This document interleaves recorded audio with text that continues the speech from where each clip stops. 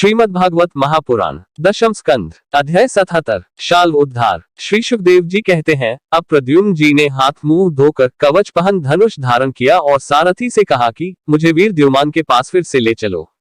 उस समय द्युमान यादव सेना को तहस नहस कर रहा था। प्रद्युम्न जी ने उसके पास पहुंचकर उसे ऐसा करने से रोक दिया और मुस्कुराकर 8 बाण मारे। 4 बाणों से उनके 4 घोड़े और एक बाण से सारथी, धनुष, ध्वजा और उसका सिर काट डाला। इधर गद, सात्यकी, सांब आदि यदुवंशी वीर भी शाल्व की सेना का संहार करने लगे। 100 विमान पर चढ़े हुए सैनिकों की गर्दनें कट जाती और वे समुद्र में गिर पड़ते। इस प्रकार यदुवंशी और शाल्व के सैनिक एक दूसरे पर प्रहार करते रहे। बड़ा ही घमासान और भयंकर युद्ध हुआ और वह लगातार 27 दिनों तक चलता रहा। उन दिनों भगवान श्री कृष्ण धर्मराज युधिष्ठिर के बुलाने से इंद्रप्रस्थ गए हुए थे। राजसूय यज्ञ हो चुका था और शिशुपाल की भी मृत्यु हो गई थी। वहां भगवान श्री कृष्ण ने देखा कि बड़े भयंकर अपशकुन हो रहे हैं।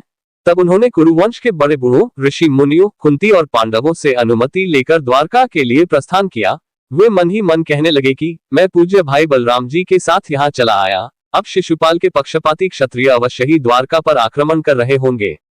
भगवान श्री कृष्ण ने द्वारका पहुंचकर देखा कि सचमुच यादवों पर बड़ी विपत्ति आई है। तब उन्होंने बलराम जी को नगर की रक्षा के लिए नियुक्त कर दिया और सौभक्ति शाल्व को देखकर अपने सारथी दारुक से कहा, दारुक, तुम शीघ्र से शीघ्र मेरा रथ शाल्व के पास ले चलो। देखो, यह शाल्व बड़ा मायावी है, तो भी तुम तनिक भी भय न करना। भगवान की ऐसी आज्ञा पाकर दारुक रथ पर चढ़ गया और उसे शाल्व की ओर ले चला। भगवान के रथ की ध्वजा गरुड़ चिन्हों से चिन्हित थी। उसे देखकर यदुवंशियों तथा शाल्व की सेना के लोगों ने युद्धभूमि में प्रवेश करते ही भगवान को पहचान लिया। परीक्षित, तब तक शाल्व की सारी सेना प्रायः नष्ट हो चुकी थी। भगवान श्री कृष्ण को देखते ही उसने उनके सारथी पर एक बहुत बड़ी शक्ति चलाई। वह शक्ति बड़ा भयंकर शब्द करती हुई आकाश में बड़े वेग से चल रही थी और बहुत बड़े लू के समान जान पड़ती थी। उसके प्रकाश से दिशाएं चमक उठी थी। उसे सारथी की ओर आते देख भगवान श्री कृष्ण ने अपने बाणों से उसके सैकड़ों टुकड़े कर दिए। इसके बाद उन्होंने शाल्व को 16 बाण मारे और उसके विमान को भी, जो आकाश में घूम रहा था, असंख्य बाणों से चलनी कर दिया। ठीक वैसे ही जैसे सूर्य अपनी किरणों से आकाश को भर देता है। शाल्व ने भगवान श्री कृष्ण की बाईं भुजा में, जिसमें शारंग धनुष शोभायमान था, बाण मारा।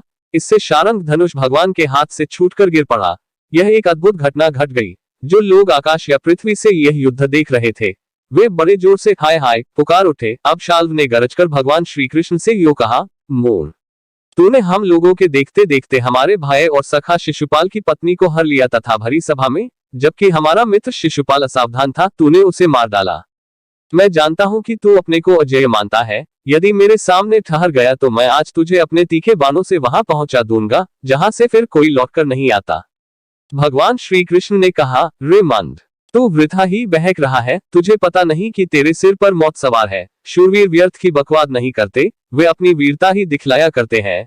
इस प्रकार कहकर भगवान श्री कृष्ण ने क्रोधित हो अपनी अत्यंत वेगवती और भयंकर गदा से शाल्व के जत्रुस्थान हंसली पर प्रहार किया। इससे वह खून उगलता हुआ कांपने लगा। इधर जब गदा भगवान के पास लौट आई, तब शाल्व अंतर्धान हो गया। इसके बाद 2 घड़ी बीतते बीतते एक मनुष्य ने भगवान के पास पहुंचकर उनको सिर झुकाकर प्रणाम किया और वह रोता हुआ बोला, मुझे आपकी माता देवकी जी ने भेजा है। उन्होंने कहा है कि अपने पिता के प्रति अत्यंत प्रेम रखने वाले महाबाहु श्री कृष्ण शाल्व तुम्हारे पिता को उसी प्रकार बांध कर ले गया है, जैसे कोई कसाई पशु को बांध कर ले जाए। यह अप्रिय समाचार सुनकर भगवान श्री कृष्ण मनुष्य से बन गए। उनके मुंह पर कुछ उदासी छा गई। वे साधारण पुरुष के समान अत्यंत करुणा और स्नेह से कहने लगे, अहो, मेरे भाई बलराम जी को तो देवता अथवा असुर कोई नहीं जीत सकता। वे सदा सर्वदा सावधान रहते हैं। शाल्व का बल पौरुष तो अत्यंत अल्प है, फिर भी इसने उन्हें कैसे जीत लिया और कैसे मेरे पिताजी को बांध कर ले गया। सचमुच प्रारब्ध बहुत बलवान है। भगवान श्री कृष्ण इस प्रकार कह ही रहे थे कि शाल्व वसुदेव जी के समान एक माया रचित मनुष्य लेकर वहां आ पहुंचा और श्री कृष्ण से कहने लगा, मूर्ख, देख, यही तुझे पैदा करने वाला तेरा बाप है, जिसके लिए तू जी रहा है। तेरे देखते देखते मैं इसका काम तमाम करता हूँ। कुछ बल पौरुष हो तो इसे बचा। मायावी शाल्व ने इस प्रकार भगवान को फटकार कर माया रचित वसुदेव का सिर तलवार से काट लिया और उसे लेकर अपने आकाशस्थ विमान पर जा बैठा। परीक्षित, भगवान श्री कृष्ण स्वयं सिद्ध ज्ञान स्वरूप और महानुभाव हैं। वे यह घटना देखकर 2 घड़ी के लिए अपने स्वजन वसुदेव जी के प्रति अत्यंत प्रेम होने के कारण साधारण पुरुषों के समान शोक में डूब गए। परंतु फिर वे जान गए कि यह तो शाल्व की फैलाई हुई आसुरी माया ही है, जो उसे मय दानव ने बतलाई थी। भगवान श्री कृष्ण ने युद्धभूमि में सचेत होकर देखा, न वहां दूत है और न पिता का वह शरीर। जैसे स्वप्न में एक दृश्य दिखकर लुप्त हो गया हो। उधर देखा तो शाल विमान पर चढ़कर आकाश में विचर रहा है। तब वे उसका वध करने के लिए उद्यत हो गए। प्रिय परीक्षित, इस प्रकार की बात पूर्वापर का विचार न करने वाले कोई कोई ऋषि कहते हैं, अवश्य ही वे इस बात को भूल जाते हैं कि श्री कृष्ण के संबंध में ऐसा कहना उन्हीं के वचनों के विपरीत है। कहाँ अज्ञानियों में रहने वाले शोक, मोह, स्नेह और भय, तथा कहाँ वे परिपूर्ण भगवान श्री कृष्ण जिनका ज्ञान, विज्ञान और ऐश्वर्य अखंडित है, एक रस है, भला उनमें वैसे भावों की संभावना ही कहाँ है। बड़े बड़े ऋषि मुनि भगवान श्री कृष्ण के चरण कमलों की सेवा करके आत्मविद्या का भलीभांति संपादन करते हैं और उसके द्वारा शरीर आदि में आत्मबुद्धि रूप अनादि अज्ञान को मिटा डालते हैं तथा आत्म संबंधी अनंत ऐश्वर्य प्राप्त करते हैं। उन संतों के परमगति स्वरूप भगवान श्री कृष्ण में भला मोह कैसे हो सकता है। अब शाल भगवान श्री कृष्ण पर बड़े उत्साह और वेग से शस्त्रों की वर्षा करने लगा था। अमोघ शक्ति भगवान श्री कृष्ण ने भी अपने बाणों से शाल को घायल कर दिया और उनके कवच, धनुष तथा सिर की मणि को छिन्न भिन्न कर दिया। साथ ही गदा की चोट से उसके विमान को भी जर्जर कर दिया।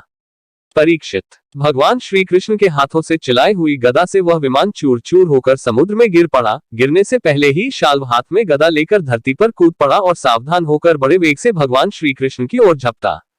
शाल को आक्रमण करते देख उन्होंने भाले से गदा के साथ उसका हाथ काट गिराया। फिर उसे मार डालने के लिए उन्होंने प्रलयकालीन सूर्य के समान तेजस्वी और अत्यंत अद्भुत सुदर्शन चक्र धारण कर लिया। उस समय उनकी ऐसी शोभा हो रही थी मानो सूर्य के साथ उदयाचल शोभायमान हो।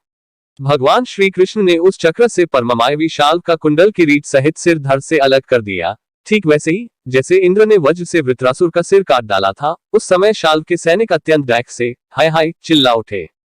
परीक्षित, जब पापी शाल मर गया और उसका विमान भी गदा के प्रहार से चूर चूर हो गया, तब देवता लोग आकाश में दुंदुभियां बजाने लगे। ठीक इसी समय दंतवक्त्र अपने मित्र शिशुपाल आदि का बदला लेने के लिए अत्यंत क्रोधित हुआ पहुंचा।